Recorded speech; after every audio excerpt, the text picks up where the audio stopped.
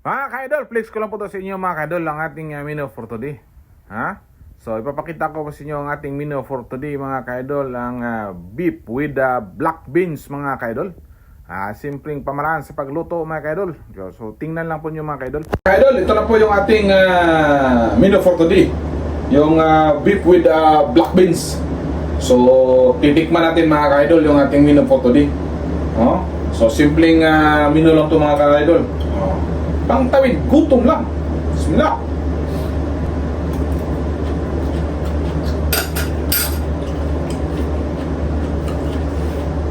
Panalo na mga kadol, pwede na sa bakbakan sa kainan.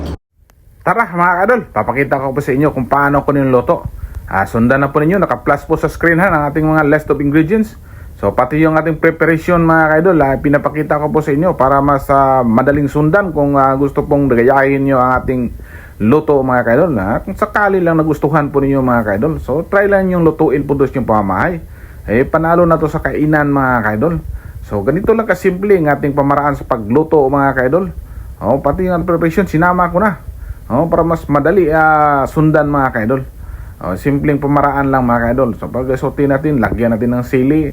Basta nandyan lang, hindi ko na isa-isahin pag sabi mga kaidol kung anong aking nilalagay. Basta nandyan, naka-plus po sa screen ng ating mga list of ingredients mga kaidol, para mas madali nating sundan kung sakaling nagustuhan po ninyo. So itong baka natin mga kaidol, malambot na yan bago natin ni-slice.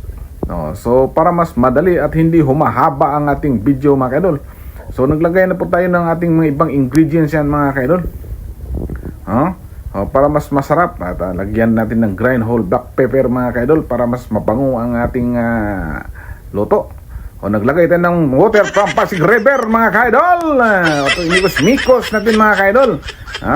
So ito yung mikos natin ng husto mga kaidol para mas mahalo at ma-absorb doon sa karne yung ating mga ingredients na nilagay. So yung ating black beans mga kaidol, inunti-unti natin paglagay. Ito na po yung ating carrots mga kaidol. Isang piraso, kalahating piraso lang ating red bell pepper. Spring onions ating pang ating toppings mga kaidol. So makulor ang ating luto mga kaidol. So mas maganda pag may kulay para masarap tingnan mga kaidol. So panalo na sa kainan.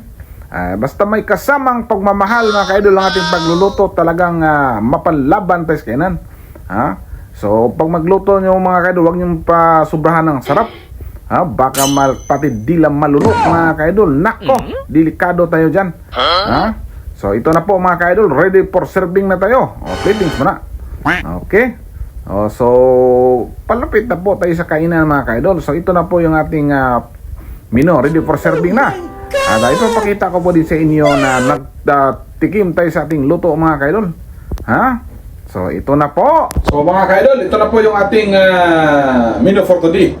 Yung beef with black beans. So titikman natin mga kaidol yung ating menu for today. So simpleng menu lang to mga kaidol. Pangtawid, gutom lang. Bismillah.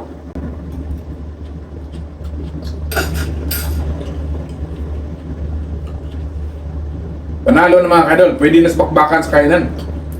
Huwag ka naman kahit idol! Palakihin at palakihin gusto nyo gayahin mga idol, sundan na po nyo aking video mula sa pag-umpisa hanggang sa pagtapos para makuha po nyo kung paano ko niluto. Ano to? Lutong bahay lang to mga idol. So, thank you for watching. Sana po nagustuhan po nyo ang ating menu for today. Beef with black beans. Thank you for watching. Bye-bye!